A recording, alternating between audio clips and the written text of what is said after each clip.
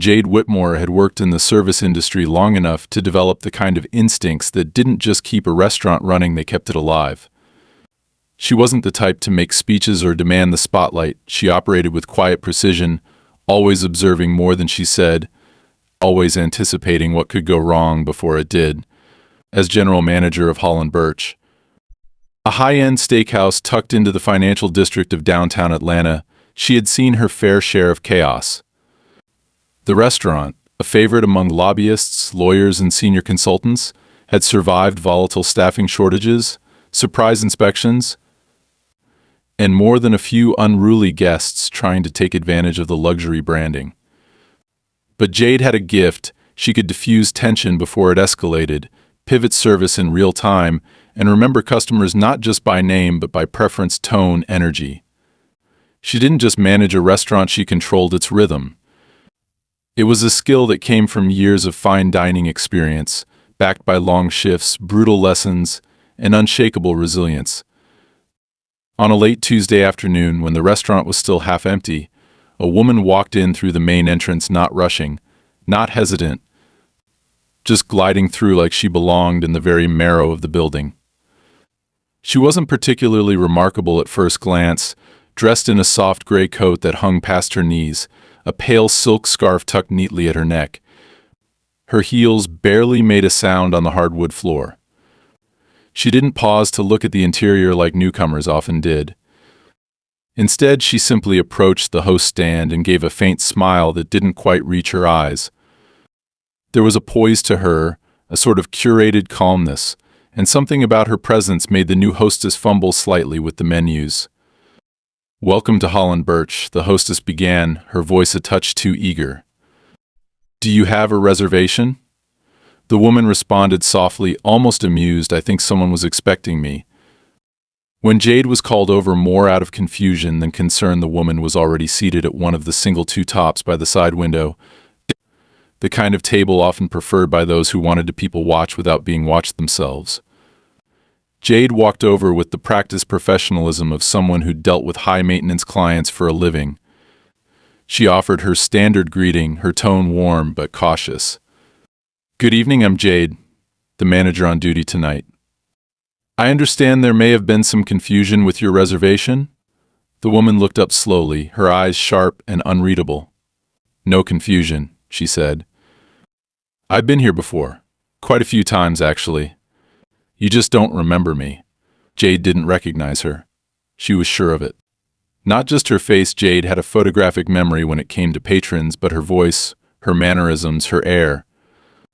This woman was not a regular, and yet she sat there with the assertiveness of someone returning to a familiar place. It wasn't arrogance, not exactly, more like certainty. "I see," Jade replied, keeping her smile neutral. "Would you like to take a look at our menu?" The woman's smile widened slightly. "No need. You know what I usually get." Her tone wasn't joking. It wasn't even dramatic. It was flat, confident, as if she were stating a fact. Jade hesitated for less than a second before responding smoothly, "I'm afraid I don't recall your usual, but I'd be happy to prepare something you enjoy." "Our kitchen is flexible." There was a flicker in the woman's eyes, disappointment, irritation, or perhaps simple observation. "Hemim," she murmured, almost to herself. "You've forgotten already." She didn't look angry. She looked curious. Jade made a mental note. This wasn't a typical situation, and she needed to keep control of the tone early. She personally handed the woman a menu and excused herself to the bar to check with staff. No one recognized her.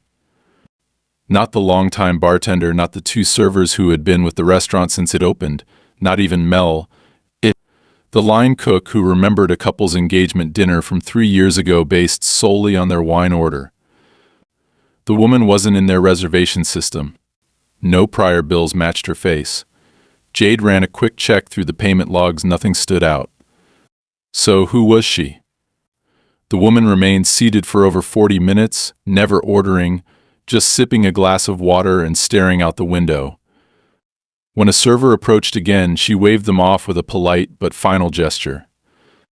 Eventually, without saying another word, she stood, wrapped her scarf tightly around her neck, and left no complaint, no feedback, no scene. Just an exit as quiet as her entrance. But when Jade passed by her table to check it before reset, she noticed something odd. A business card. Not unusual, except this one had her name on it, Jade Whitmore, embossed in silver ink, with the restaurant's logo and a phone number Jade didn't recognize. She didn't carry cards like that. None of her team did. The design was off. It looked too polished, too tailored. And she certainly hadn't left it at the table. Jade kept the card, slipped it into her office drawer, and said nothing to the staff. Not yet. Part of her told herself it was a prank, perhaps a previous employee messing around, or someone trying to fake familiarity for attention. But something deeper gnawed at her. The timing, the eyes, the way the woman spoke as if something had been set in motion long before that day. That night, Jade stayed 2 hours past close, checking security footage, making sure the system's backup storage was intact, reviewing every frame of the woman's brief presence in the building. She downloaded the clip to her private drive. There was no threat, no illegal action. But there was something. A sense that this wasn't finished, that it had only just begun. She went home around midnight, walking the few blocks in the quiet chill, the city lights casting long, cold shadows. As she reached her building, she paused. Her apartment wasn't on the top floor, but from the street she could see her balcony light on. She never left it on. When she got inside, everything seemed untouched. Nothing stolen. No signs of entry.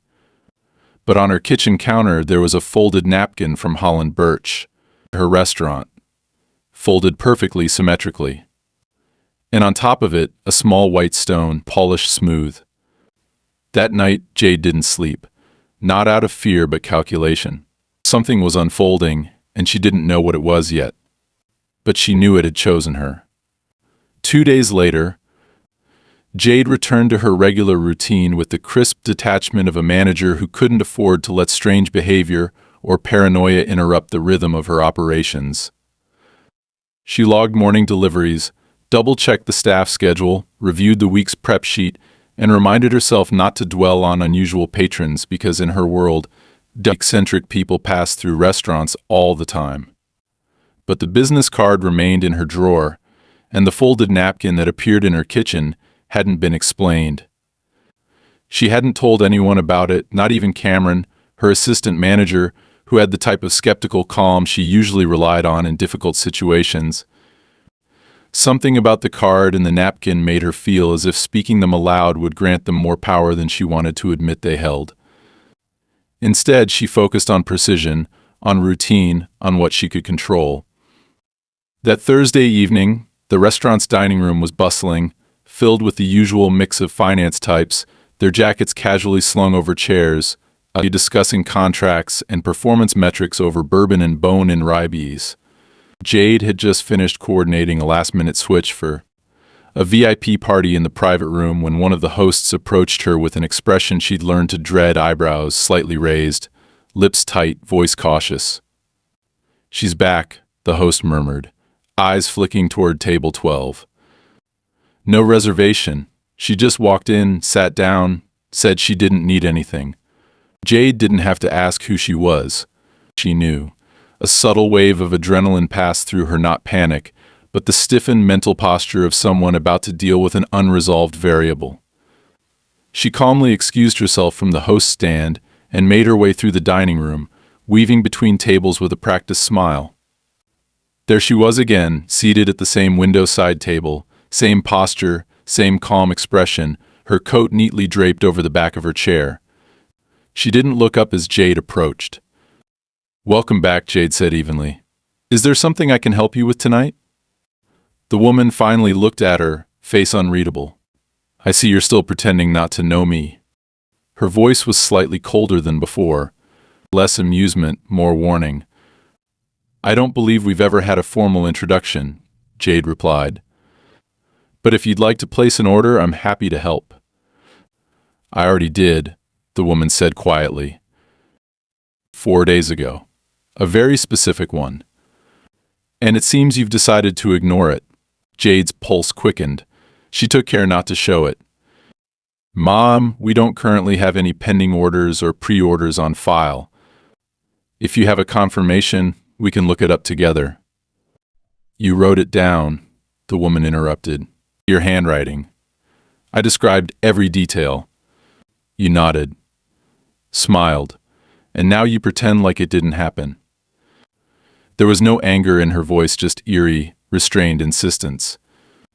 The kind of tone that left no room for rational debate.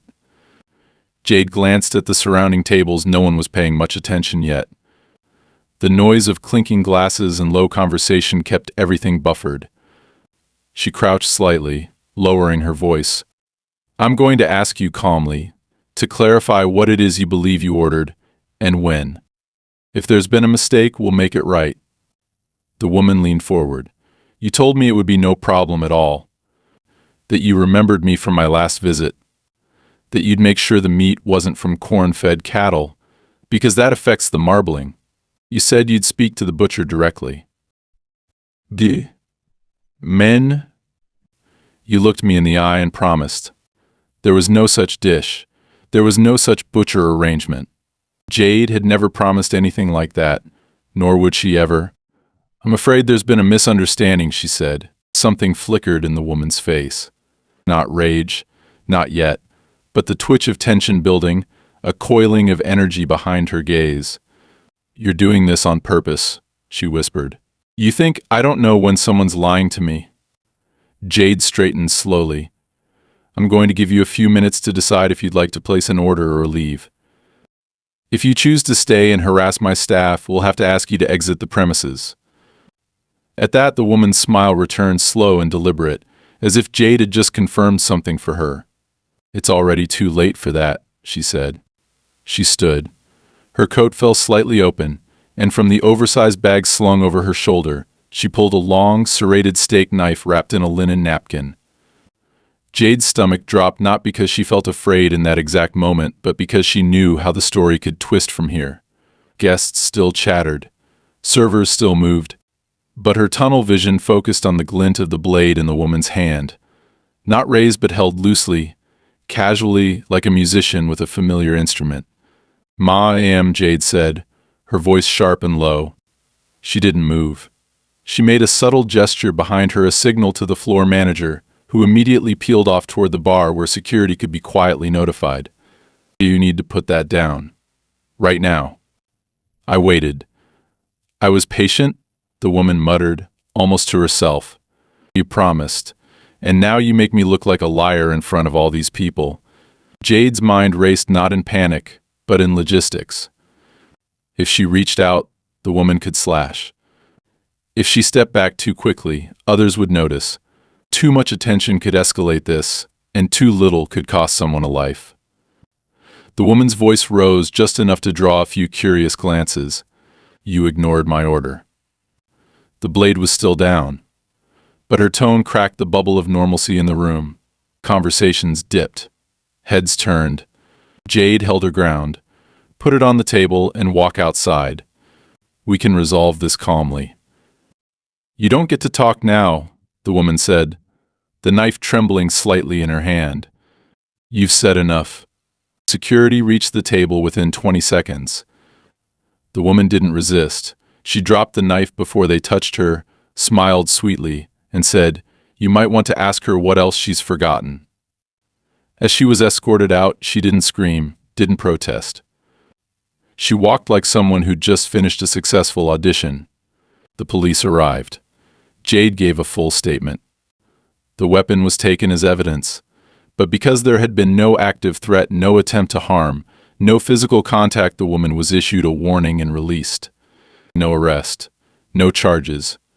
Jade's jaw clenched when she heard that, but she said nothing. She simply nodded, watched the officers leave, and returned to her office to sit in silence for nearly half an hour. Later that night, as she was locking up, she noticed something had changed in the wine room. A bottle was missing. One from the locked reserve shelf, the kind only opened for elite clientele. She checked the inventory. Everything else was in place. Nothing broken, nothing forced. Just one empty space.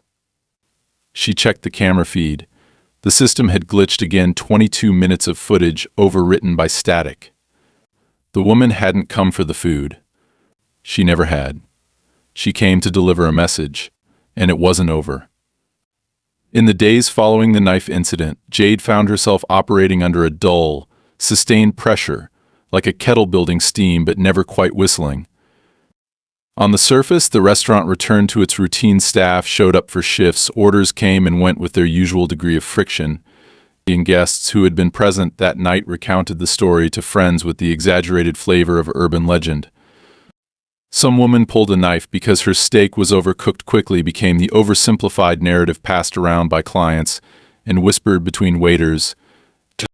And even though Jade corrected the story when she heard it, she didn't even order food. No one seemed particularly interested in nuance. To them, it had been a flash of drama, a scene that left behind no visible blood or broken bones, therefore it was safe to laugh about. But Jade didn't laugh. Not because she was scared, though she was cautious, increasingly so, but because something inside her had been activated, not in the way of paranoia or reaction, but calculation. She began to monitor every incoming call, every visitor's expression, every shift in routine with an analytical focus so sharp it bordered on surgical. She adjusted the staff schedule to double the presence of trusted veterans during high-traffic hours, rerouted the liquor deliveries to come during her own shifts so she could personally inspect each box, and quietly ordered a third-party sweep of the restaurant's surveillance system. She told the team it was a system upgrade and offered bonuses for anyone who picked up extra closing duties that week. She worked harder than usual to make it look like everything was fine, but she knew it wasn't. 3 nights later, as Jade walked to her car in the parking lot adjacent to the restaurant, she noticed a thin, white envelope tucked under her windshield wiper. Her first thought was that it was a flyer or a citation. Parking had always been tricky around that corner, but when she slid it out and felt the weight of it, her stomach tightened. It wasn't printed paper. It was handwritten. The envelope bore no name. Inside, she found a folded sheet of unlined paper, the kind used for cheap notebooks, with ink that had smudged slightly from pressure. The handwriting was clean, all capital letters. It read, "Every promise broken leaves a mark. How many have you left?" There was no signature, no date, no specific reference. But Jade didn't need context. She felt the tension snap taut through her shoulders. She folded the letter back, slower than necessary, as if the act of delaying could lessen its weight. She didn't call the police. Not yet. Instead, she took a picture of the note, placed the original in an envelope, and added it to the drawer in her office where she had stored the business card, the kitchen napkin from her apartment, and a printed screenshot of the missing wine inventory from the night of the knife incident. She started to refer to it in her head as the drawer, the same way people say the body or the weapon. The drawer wasn't evidence, not in the legal sense, but it was proof that something was being built around her, slowly, methodically. The following afternoon, as Jade sat with Cameron to discuss the logistics of a spring wine tasting event, one of the newer line cooks knocked on the office door. He looked flustered. "Sorry to interrupt," he said. "There's someone here from the fire inspector's office. Says it's a random compliance check." Jade frowned. Random checks happen, but not without notice, and certainly not without prior documentation. She excused herself, left Cameron in the office, and went to the front of house. A man in his early 50s stood at the host stand, wearing a navy blue windbreaker with a faded emblem that read City Safety Compliance. His ID badge hung around his neck but faced inward. "Can I help you?" she asked, maintaining her professional tone. "Routine fire code inspection," the man said casually, flipping through a notepad that looked untouched. "We've had some inconsistencies reported in your ventilation system." Jade felt a flicker of alarm, not because the system was faulty, but because no one from the city had ever inspected it without prior engagement. "Do you have paperwork authorizing this visit?" she asked. The man smiled thinly. "No need for all that. We're doing a new round of spot checks." If there's an issue, you'll get the documentation afterward. Jade didn't move. I'm going to have to verify this with the city office, she said. If you'd like to wait, I'll call them right now. The man held her gaze for a moment too long before nodding. Go ahead, he said, not sounding particularly concerned. Jade returned to the office, closed the door, and immediately dialed the number for municipal inspections. After 10 minutes of being passed between departments, she was connected to someone who confirmed what she already suspected: no such inspection had been authorized.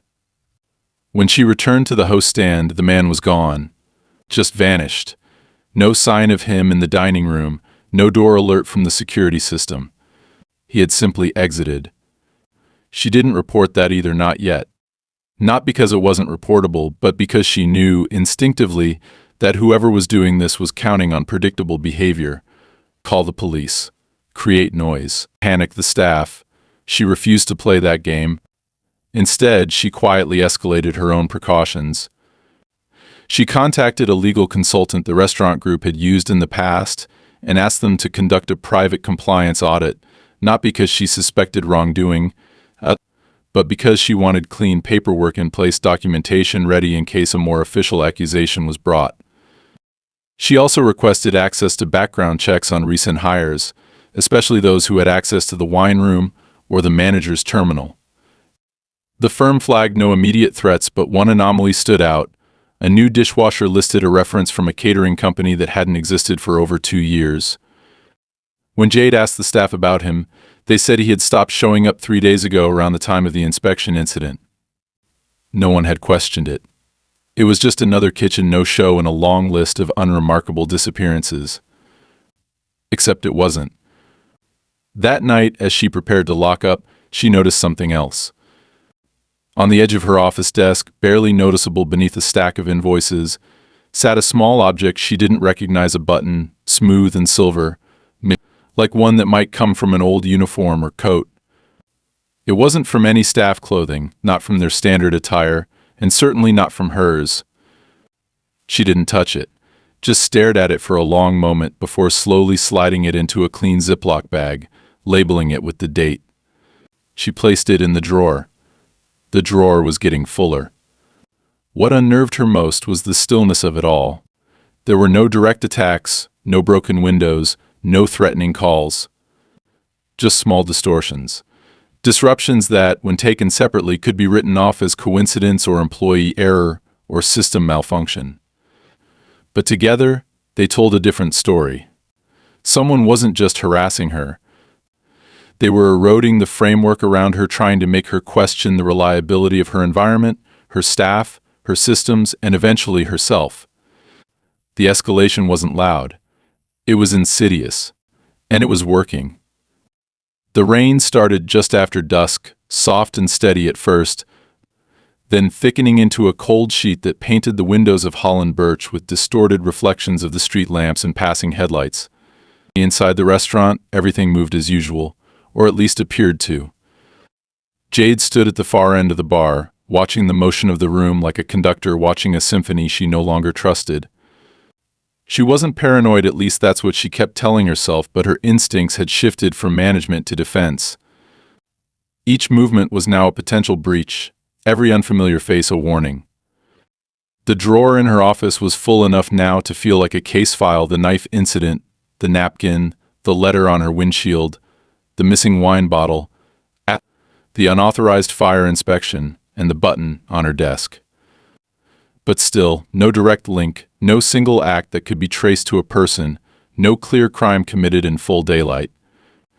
Everything was shadowed, soft-edged, plausible deniability at every turn. Jade had stopped trying to guess what the woman wanted. Attention, revenge, control, none of it felt complete. The woman wasn't chasing a result, she was setting a stage. And that terrified Jade far more than any overt attack. The escalation hadn't brought resolution, it had only deepened the ambiguity. Even her staff had begun to feel it. Not fear, but unease. Glasses broke more often, orders were double-checked obsessively. Servers whispered when they thought she wasn't listening, and Cameron had taken to shadowing her between tables, not out of disrespect but out of concern. He never said as much, but Jade knew he'd begun to sense the shift too. That night, just after 9, a man in a courier's jacket walked in, holding a slim white box. He approached the host stand and asked for Jade by name, stating he had a delivery. The hostess, unsure, called her over. Jade met him with a neutral expression. "Delivery for me? From where?" The man shrugged, offered a clipboard. He didn't say, just that it had to be handed off in person. That's the instruction. The handwriting on the form was familiar, those same capital letters, too neatly printed to be random. Jade signed without hesitation, took the box, and walked it straight back to her office. Alone, she stared at it for several minutes before opening it. Inside was a single-place card, the kind used for formal events, with her name written in black ink. Beneath it, folded once, was a printed photograph. At first she didn't recognize it. Then she realized what she was looking at, herself standing at the hostess stand, in conversation with a guest. The guest was cropped out, but the timestamp on the photo matched the night of the knife incident. The angle wasn't from security footage. It was taken from inside the dining room, from a guest's perspective. Someone had photographed her mid-shift and then gone to the trouble of printing it, packaging it, and having it delivered anonymously. There was no note this time, no threat. Just the silent declaration, "I was close enough to watch you, and you never knew." That was the moment she stopped asking herself what was happening and started accepting that she was inside something she couldn't prevent by simply staying calm. The usual protections, locks, alarms, cameras meant nothing if the person already knew how to step around them. She contacted the private security firm the restaurant group occasionally used for VIP events and requested a formal consultation. She didn't want guards, not yet. What she wanted was structure and external presence to verify her world hadn't completely eroded. They agreed to send someone for a walk through the following week. Still, Jade didn't let anyone on the staff know. She continued operating with composure, working her shifts, maintaining standards, correcting mistakes gently, and hiding the fatigue beneath perfectly tailored blouses and steady diction. But her sleep was shorter. Her eyes constantly scanned corners, doorways, unmonitored angles. When she left the restaurant that night, the rain had stopped, but the sidewalks were slick, and the sky was a deep, still gray. She walked to her car, keys already in hand, her bag clutched tight against her side. No letters, no figures waiting in the shadows. But when she turned the ignition, the dashboard flashed for a moment, just long enough to make her heart lurch, then return to normal. Probably nothing, she told herself. Probably. The next morning, she arrived earlier than usual to meet with a scheduled liquor distributor. When she entered through the back, the kitchen lights were already on. That was unusual. She moved carefully through the prep area, calling out a quiet greeting. No answer, but in the wine room, the smell hit her immediately. Not rot, something chemical. Astringent. She turned the corner and froze. One of the reserve shelves had been doused in bleach. Not all of it, just a concentrated area, as if someone had splashed or sprayed and walked away. 3 bottles lay on the floor, unbroken, but wet. Jade crouched to examine them. The seals were intact, but the labels had begun to bubble from the contact. A single card leaned against the shelf, barely visible through the haze. It was one of the place cards, blank this time. No name. Just presence. Jade didn't move for several minutes. She stayed crouched, watching the droplets on the tile floor pool into a slow-moving line, then fall still. She knew what this was. Not an attack. A reset. Like someone had just wiped clean part of a story and left the rest for her to finish. She stood, retrieved the card with gloved fingers, sealed it in a fresh envelope, and added it to the drawer. That afternoon, she contacted the owner of the restaurant group directly, not through management channels, not through the public-facing addresses, but his personal line, which she'd only used once before. She didn't detail everything, but she asked for 2 things: full access to all archived footage from the last month and permission to bring in private security for as long as needed. He didn't ask why. He just agreed. That night, as she left, she paused at the threshold of the front door. The air outside had turned sharp. A breeze moved through the empty sidewalk like a warning. She looked up at the restaurant's sign glowing in soft amber. Then she locked the door behind her and kept walking, silent and steady, knowing full well that she was no longer being hunted. She was being watched, measured like someone assessing whether she was ready for the next part. By the time the private security consultant arrived for the scheduled walkthrough, Jade had already prepped the space with military precision. Every employee had been given a vague explanation about updated risk management protocols, and most accepted it without question. Cameron, however, watched her with increasing skepticism. He didn't press her directly, he was too respectful for that, but she could feel his questions accumulating like stones in his pocket, quietly weighing down every moment they shared behind the scenes. The security expert, a woman named Rivera with a background in high-end retail fraud and asset protection, it moved through the restaurant like a cartographer tracing a terrain for fault lines. She asked specific questions: who has keys? Who handles deliveries? Where are the dead zones in the surveillance layout? What is the late-night staff routine and which vendors arrive unannounced? Jade answered with detail but omitted names. She didn't want to implicate anyone prematurely. Rivera took notes without judgment, and when she finished the sweep, she sat across from Jade in the office and said plainly, "This isn't random. Whoever's doing this understands not only how this business operates, but how you operate. That's not opportunistic. That's premeditated." Jade didn't flinch. "I know," she said. "I just don't know what the end game is." Rivera leaned forward. "Sometimes there isn't one. It's not always about money or damage. Sometimes it's about disorientation. If they can unravel your routines, your sense of safety, they gain control, even if you're still standing." Jade didn't sleep that night. Instead, she reviewed the internal video archives Rivera had copied for her from the last 30 days. She watched them not as someone looking for criminal activity, but as someone hunting for rhythm disruptions, moments where the normal flow bent, paused, hesitated. What she found wasn't explosive, but it chilled her. There were gaps, 5-minute segments where a camera froze, then rebooted with no alert in the system log. Twice, the cash register reported a system error at the exact same minute those gaps occurred. The timestamps were spread out, but precise, always during a shift she was working, never during Cameron's, and always after dark. The next day, the health department arrived without notice. 2 inspectors, both with IDs that checked out, both with clipboards and procedural tone. Jade greeted them without expression, guided them through the kitchen, answered questions, presented licenses. Everything was clean. Everything was correct. But when they reached the walk-in fridge, one of them frowned and pointed to the bottom shelf. There, tucked behind a box of vacuum-sealed halibut, was an unlabeled container. It hadn't been there that morning. Jade checked the fridge herself every day. One of the sous chefs reached for it instinctively, but Jade stopped him. She put on gloves, opened it carefully. Inside was a folded cloth napkin, soaked in something red. Not blood, at least she didn't think so, but something close enough to set the inspectors on edge. One of them asked for a bag. The other began making notes. Jade kept her voice level.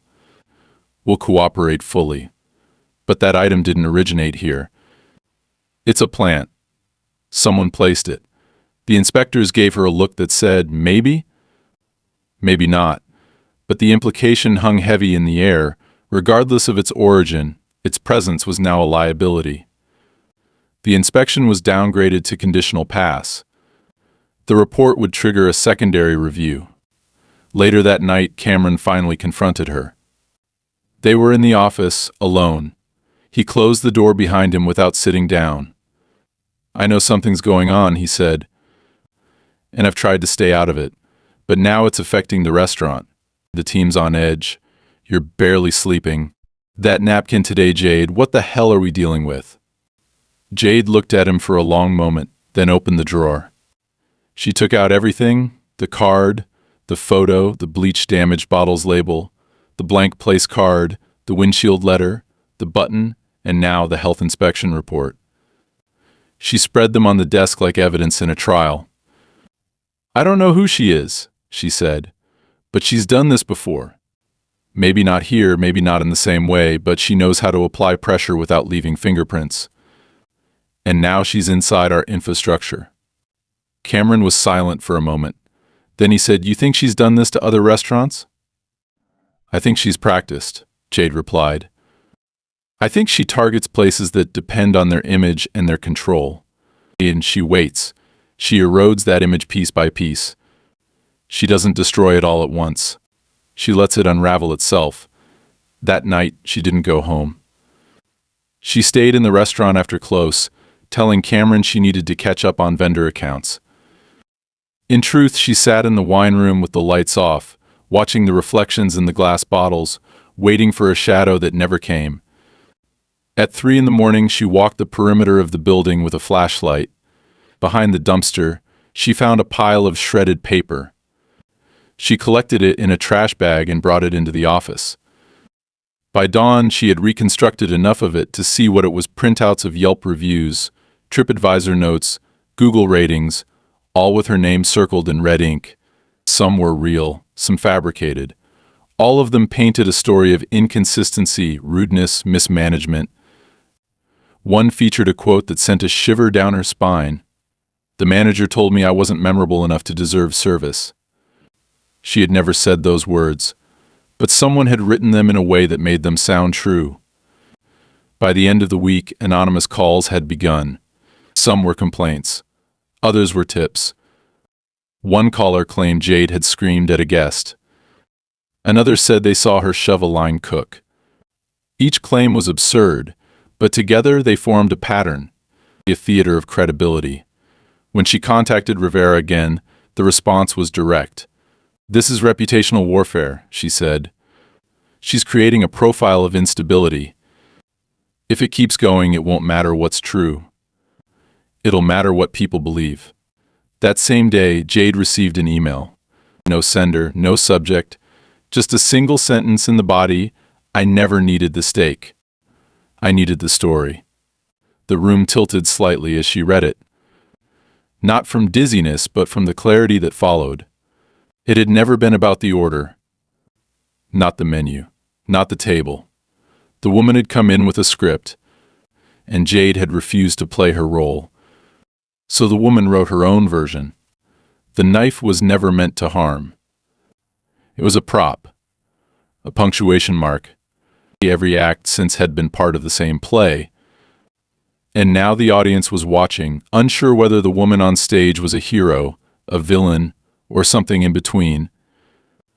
Jade printed the email, added it to the drawer, then slowly closed it, locking it this time, not out of habit, but because for the first time, she was starting to wonder if someone might try to open it who didn't need to know what was inside.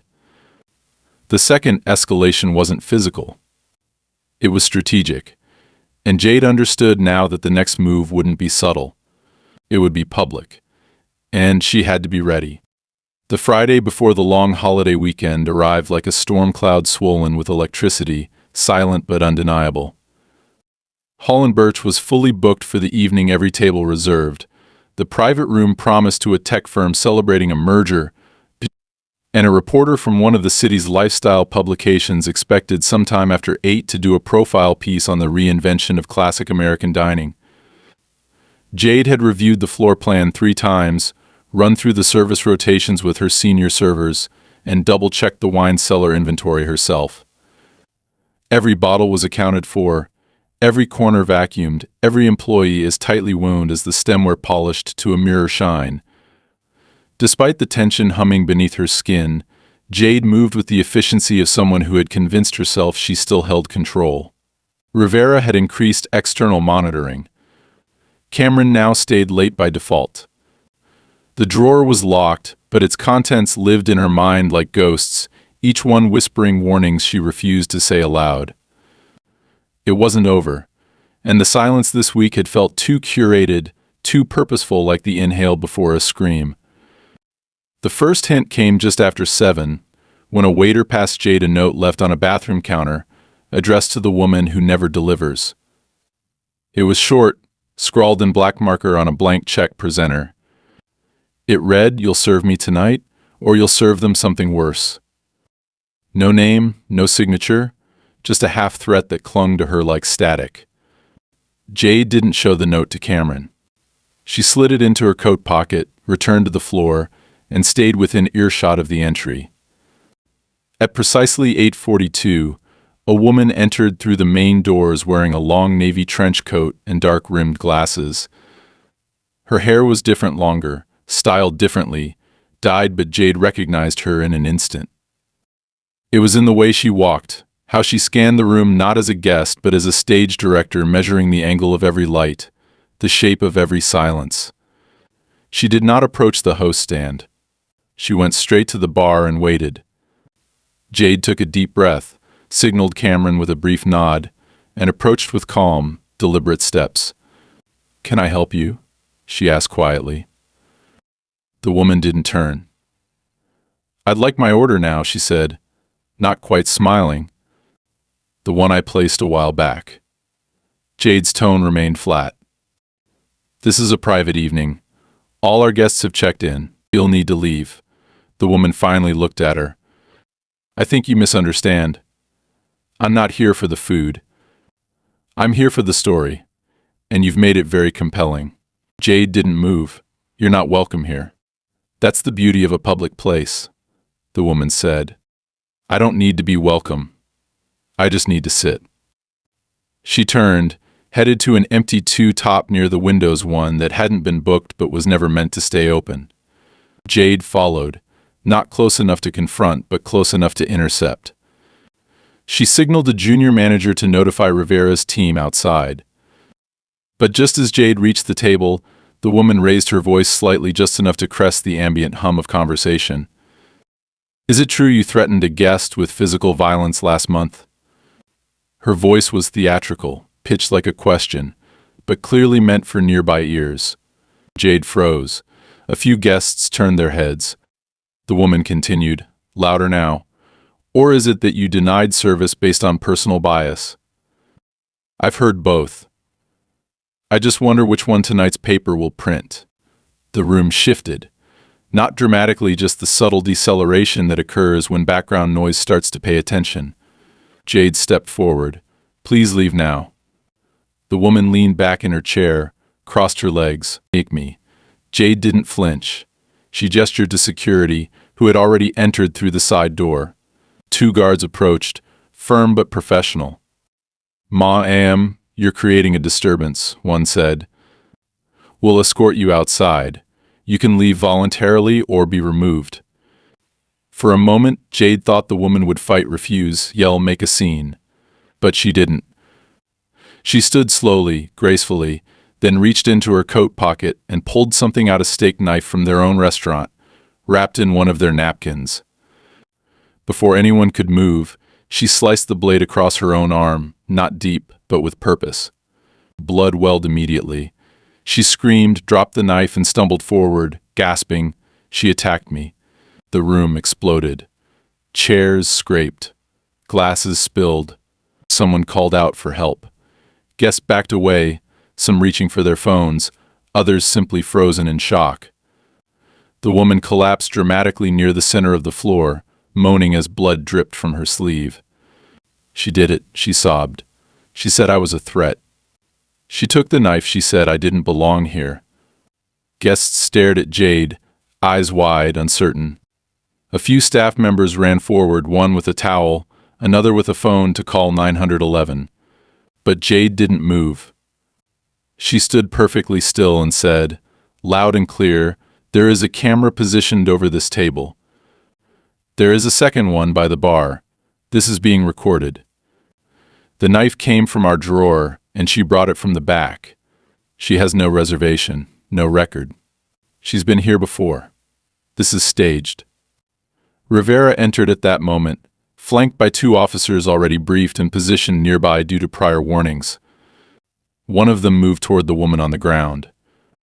Another approached Jade. "We have it on camera," Rivera said, holding up a tablet. "Full coverage. She walked in with the knife. We've logged her face from last time. This is the third documented incident." The officers nodded. The one nearest the woman knelt, handcuffed her without resistance. She stopped crying. Stopped bleeding, too. The cut wasn't deep, it had clotted before the paramedics arrived. As they lifted her, she turned to Jade and smiled faintly. "You ruined the ending," she whispered. "It was going to be beautiful." Jade said nothing. As the woman was taken away, the restaurant began to reboot itself slowly like a stage after the final act, unsure whether to reset or close the curtain. Guests murmured. Some tried to laugh. A few left, unsettled. But most stayed, partly out of morbid curiosity, partly because the kitchen never stopped firing. Jade returned to the office, locked the door, and sat alone in the dark. She didn't cry. She didn't shake. But her hands wouldn't unclench for almost 15 minutes. The woman's real name wasn't on file. Her ID was fake.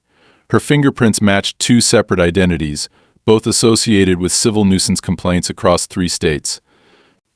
She was a professional saboteur, a myth in hospitality circles, someone talked about in warnings and horror stories, but never caught. Until now. The footage was airtight. Her arrest made quiet headlines 2 days later. No mention of the restaurant, just a vague story about mental health and a string of targeted hoaxes. Jade didn't correct the narrative. She didn't need to. What mattered was that she had survived the story not by playing along, but by refusing to improvise. And in the end, that was the only role the woman had no control over. The restaurant never officially closed. It didn't need to. No public scandal erupted, no news vans parked outside, no viral footage distorted into spectacle. Everything about what happened that night was managed with a degree of control and discipline that felt almost unnatural in hindsight. The guests who had been present returned to their lives with a story they weren't quite sure they understood, one they would tell differently depending on the audience and the tone of the room. Some would say the woman was mentally unstable, others that it was a personal vendetta gone sideways. Few could articulate the tension that had wrapped around the scene like smoke, how silence had felt sharper than screams. How the woman's final words seemed less like madness and more like disappointment. But Jade understood it. She felt it in her bones. The woman had wanted her collapse. She had wanted chaos to bloom from Jade's composure, for the manager to lose control and react like prey, to scream or shove or cry. But Jade had stood still, and that stillness had been the one variable the woman couldn't rewrite. In the weeks that followed, Jade made no speeches to her staff. She didn't explain herself, didn't recount the events, didn't hold any cathartic debriefs. Instead, she rebuilt the tempo of the restaurant with subtle precision. She tightened routines, strengthened access protocols, replaced the locks on the wine cellar, and quietly let go of 2 employees who had proven, during internal reviews, to have left access points vulnerable, not due to malice, but negligence. She made those decisions with compassion but without hesitation. The drawer in her office was emptied and replaced with a digital log, each item scanned, cataloged, and submitted to a legal team who now monitored potential future threats. Rivera's firm remained on call but no longer needed to be present. Jade's name was cleared internally, her management record unblemished, her position reaffirmed. No lawsuits followed. No official statements were requested. The woman who had haunted her left only a closed case and an open question. Jade went home one night a month after the incident and stood on her balcony, looking over the city that had remained completely unaware of the storm that had passed through one of its polished establishments. Below, traffic hummed as usual. People moved in patterns, restaurants buzzed, couples argued. Life, in its constant motion, had already moved on. But Jade hadn't. Not fully, because something had changed inside her, not something dark, not something brittle, but something precise. Her trust in patterns had fractured. She no longer assumed quiet meant safety, or that professionalism protected you from the pathology of people who mistook silence for weakness. And yet she didn't feel broken. She felt sharpened, like a knife that had finally met the right stone. That weekend, she took a rare night off and dined alone at a small place in the Arts District, a quiet bistro that reminded her of her early days in the industry. She ordered simply, "Steak, medium rare." She sat by the window. When the server approached with the check, he hesitated. "Someone left this for you," he said, handing her a folded slip of paper. For a second, her heart stopped. But when she unfolded it, she found only a single line, scrawled in an unfamiliar hand. "You kept your head." Most don't. There was no signature, no indication of who had written it. It could have been from anyone. A guest who had seen the news. A former employee. A stranger who knew more than they should. But Jade didn't panic. She read it again, then calmly folded the paper and slid it into her bag, not because she needed to keep it, but because it belonged to the same archive of truths that had remade her. Back at Hall and Birch, the rhythm resumed, cutlery polished, orders placed, tables cleared. Cameron had stepped fully into the assistant general manager role, more confident than before. The staff had stabilized. Even the wine room felt normal again. But Jade knew the line between order and rupture was thinner than most people could bear to realize. That was the lesson. Not paranoia, not fear, just clarity. She never became suspicious of everyone. She refused to let the woman win in that way. But she never again confused calm with safety. And when a new guest came in, someone quiet, unfamiliar, dressed a little too carefully or speaking with too much familiarity, Jade would smile just the same, but she would also remember. The drawer may have been gone, but she had kept the map. And she would never let someone else write her role for her again.